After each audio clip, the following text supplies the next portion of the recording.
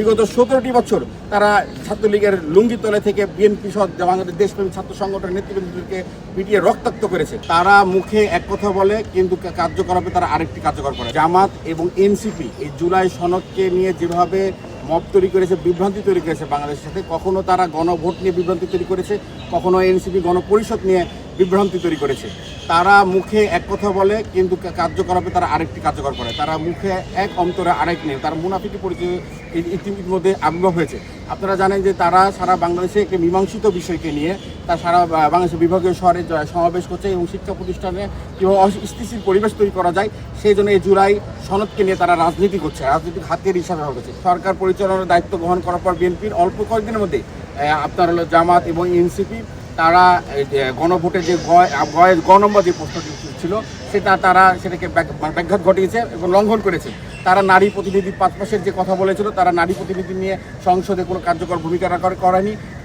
Deputy speaker নিয়ে এবং সংসদীয় সভাপতি নির্বাচন এবং মৌলিক অধিকার বিষয় নিয়ে তারা এখন পর্যন্ত কোনো কার্যকর ভূমিকা তারা দেখাতে পারেনি। অথচ বিএনপি বদ্ধপরিকর এবং প্রতিটি অক্ষরে অক্ষরে পুলিশ প্রশাসন, দুদক, তারপরে দুর্নীতি দমন কমিশন, তারপরে সংবিধান, নির্বাচন ব্যবস্থা এবং গণতান্ত্রিক বিষয়ে বিচার বিভাগ শুরু করে সব কিছু বিষয়ে বিএনপি অত্যন্ত আন্তরিক এবং জনগণের ম্যান্ডেট নিয়ে বদ্ধপরিকর। বিএনপি সবসময় বলেছে যে আমরা পিআর নির্বাচনের জাতীয় দ্বিকক্ষ যে বিশিষ্ট পার্লামেন্ট যে তৈরি এটা বিএনপিরই। যখন 2023 সালে যখন স্বৈরাচার আওয়ামী লীগের লুঙ্গিতলে থেকে যখন ছাত্র শিবির সহকারে অন্যান্য রাজনৈতিক দলের রাজনীতি করেছে সে সময় মৃত্যুর উপত্যকা দাঁড়িয়ে জাতির সামনে আমরা আমাদের এই সংস্কার প্রস্তাবনা দিয়েছি। আপনারা জানেন জামাত ভাষা আন্দোলন নিয়ে তারা বিভ্রান্ত করেছে, 1971 সালকে নিয়ে বিভ্রান্ত করেছে, 90 স্বৈরাচার নিয়ে বিভ্রান্ত করেছে। বিগত 17টি বছর তারা ছাত্রলীগের লুঙ্গিতলে থেকে বিএনপি সহ বাংলাদেশ দেশপ্রেমী ছাত্র সংগঠনের নেতৃবৃন্দদেরকে পিটিয়ে রক্তাক্ত করেছে। তারা আজকে এই 2026 সালে এসেও কীভাবে বাংলাদেশকে বিভ্রান্ত করা যায়, কীভাবে বাংলাদেশকে পিছিয়ে নেওয়া যায়, তারা বাংলাদেশের অস্তিত্বকে বিশ্বাস করে না, তারা লাল সবুজ পতাকাকে বিশ্বাস করে না। আমরা আপনাদের মাধ্যমে শিক্ষার্থী ভাইদেরকে এবং জাতির উদ্দেশ্য করে বলতে চাই, আপনারা এই মুনাফিক গোষ্ঠী থেকে নিজেদেরকে সচেতন করুন এবং দেশপ্রেমিক সকলকে আমরা বলবো যে আপনারা এই জুলাই সনদ নিয়ে কোনো বিভ্রান্তির মধ্যে তাদের সাজানো পায়তারে পা ফেলবেন না।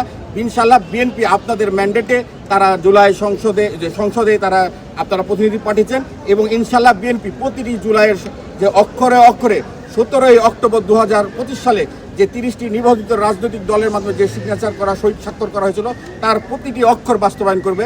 এটা বিএনপি প্রতিশ্রুতি নয়, এটা বদ্ধপরিকর এবং এই অঙ্গীকার জনগণের কাছে রয়েছে। এই বার্তাটাই আমি আপনাদের কাছে আমরা জাতীয়তাবাদী ছাত্র রাষ্ট্রীয় বিশ্ববিদ্যালয় শাখার পক্ষ থেকে পৌঁছে দিলাম।